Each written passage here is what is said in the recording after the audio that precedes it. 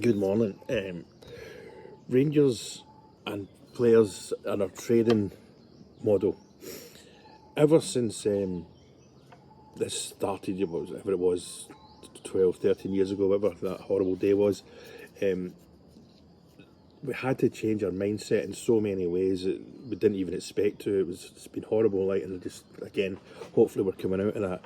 But there and then we had to realise, and still many don't, we're a selling club now. The days of buying Tory Andrew flows and all that for mega millions, knowing that we won't get any profit, are gone. You know, and there were people in these comments to say, well, you need to keep players to win trophies. Listen, we're in the SPL. We only need to be above one team and we've won the league. You know what I mean? And when we look at the last 3 games against that team, they're not that good. You know what I mean? And there's players that we've got now that we would gladly have got rid of quite quickly. Like, well, you know what? I might just hang on to them at the moment. You know, sort of contradicting myself a wee bit, but if an offer comes in for them, we take it. You know, and there's still too many fans that don't realise we're a selling club. Like when we sold 𝒂𝒏𝒂𝒂𝒍𝒍 thingy to Everton and all that, and I forgot the boys to Fulham and stuff like that, and Southampton. That was great profits. I mean, there's a player right now, young Raskin. His stock's gone up because his first game for Belgium. His first game for Belgium yesterday. I think it was his first game. Certainly started. He got a standing ovation, and I think he was man of the match. And you think, you know, Belgium are always a good international team. And you think you've got Kevin De Bruyne on the team, although I think he's having a bit of a dip this season, but it doesn't matter. It's still Kevin De Bruyne. You know, we still need to realise we're going to be a selling club now. I've said before, I'm not an expert on anything, as I get told all the time, especially the Rangers, but I'm not 100% sure how the financial fair play works, but I know it's in conjunction with selling players. So we need to sell players. So let's take Raskin for an example, right? If he starts well next season, well, if somebody comes in either this summer, the Christmas transfer window, or next summer, we're going to get a healthy profit for the lad, as long as he doesn't get injured. But we'll just assume all the players that anyone gets mentioned will stay fit. You know, we're going to have to. We're not going to have to sell them. We will sell them. You know, because from what I understand, and I'm willing to be corrected, when we sell players, it marries in with what we can spend in buying players, you know.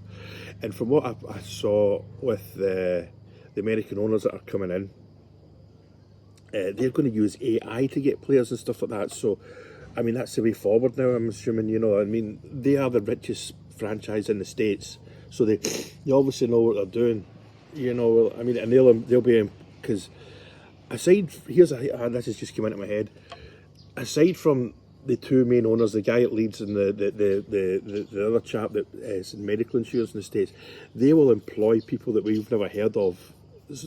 These technical guys. If you watch the baseball story with Brad Pitt, Moneyball, it'll be like that. They'll be looking at players' stats all around Europe. You know what I mean? You know, the ratios are how many goals they set up, how many goals they score, how many passes they complete, how many tackles they complete. Then I'll say, right, let's get him. You know what I mean? And we're talking like maybe the Europe, you know, the Eastern Europe block, you know, maybe like do what Celtic did in Japan. And if we've got American owners, I'm sure they'll be looking at the American market. And we've been very lucky with the American market, with the players we've got over the years. And that isn't a bad thing at all, you know. And also, see this thing that other teams are saying, you're just a stepping stone to get to the English Premiership.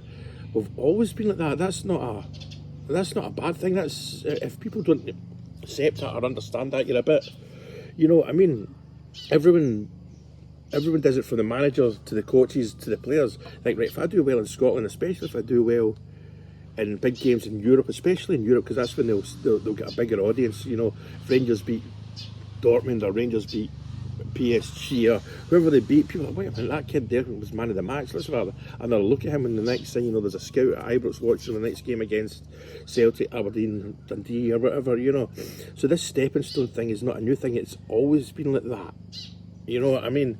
It's always been like that, and that goes for our managers too. If whatever manager we get, they themselves will be looking at, you know, if I do well, I'm going to go down south, go to the Premiership. Let's be honest, like Big Ange did with Celtic, he ended up down south. I know it's not going too well, but it doesn't matter. Whatever. I mean, Spurs are a weird team. Like, I mean, they should be charged with trophies every year, but they've got an owner that's tight as hell with the money. But anyway, that's another story. But this thing that, as if it's something bad, that as if it's a negative, that players are using Rangers as a stepping stone to the Premiership. It's a good thing, because for them to go to a Premiership team, they've got to be playing well in Scotland, and that means they're winning man of the matches and winning games for us, scoring goals, having great defensive statistics. You know what I mean? It's not a bad thing at all. You know, I've seen people on the social media saying, "Oh, they're only using you for a stepping stone." Great. You know what I mean? That means they're playing well. Especially young Rats. He'll be in a high right now, because he knows how well he's played in the last 4 or 5 months. Oh, since he's come back from injury, like any player, he's had games that he's not been that good in. But look at the Celtic games, he's bossed them at times, you know what I mean? And he's a leader, he's vocal on the pitch, you can see him, and he's a young lad, his stocks. I would say that game the other night for Belgium, I'm not going to lie, I didn't watch it, but the fact he was man of the match and get a standing ovation, that's probably added a few more million on to his selling value, you know. And another one, I'm going to try and go, Kearney, people saying he's too old to try and sign.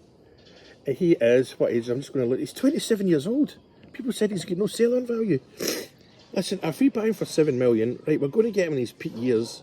See, right, he's 27, 28. See if he's two good seasons with us. He's 29. And you've got to remember, players now are getting to 36 easy as long as they stay. I mean, they're getting to 36 playing well, because now with the medical facilities, look, players are lasting longer now, you know. Lasting longer, that sounds terrible. Their careers are like, I'm 50. Back then, if you were 36, you were done. You know what I mean? But now, you know, they're getting into their 40s now. Not into their 40s, that's an exaggeration. But, you know, he's got a good 6 years left of him at the highest level.